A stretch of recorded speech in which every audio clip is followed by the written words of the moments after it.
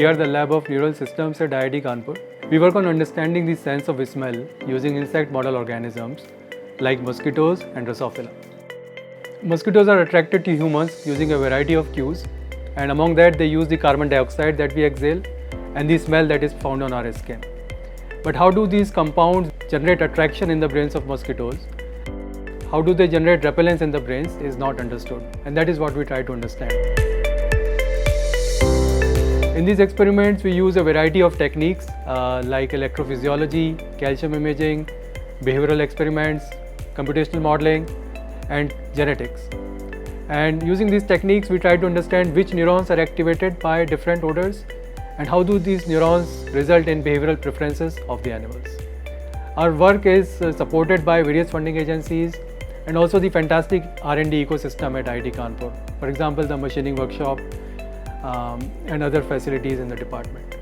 One of the questions that we have looked at recently is how are different smells encoded by the activities of the projection neurons in the internal lobe.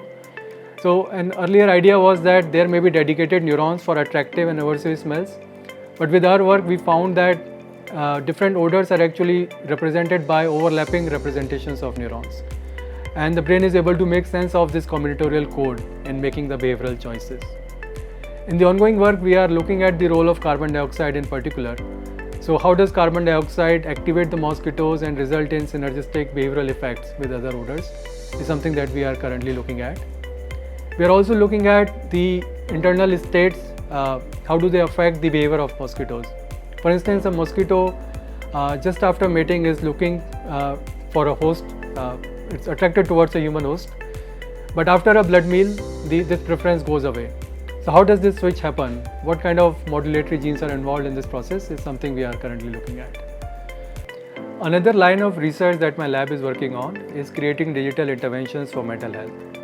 So diseases like depression and anxiety have a lot of people suffering from them and very few therapists who can provide therapy in these cases. And our hope is that if we can provide digital interventions that can provide therapy at home, at scale and at low cost, then we can make a significant impact.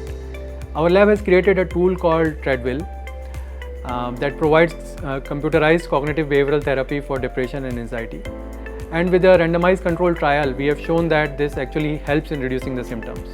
Now we are working on enhancing this tool and we are adding newer therapies to it. And our hope is that this tool can be used at a scale in addressing these symptoms.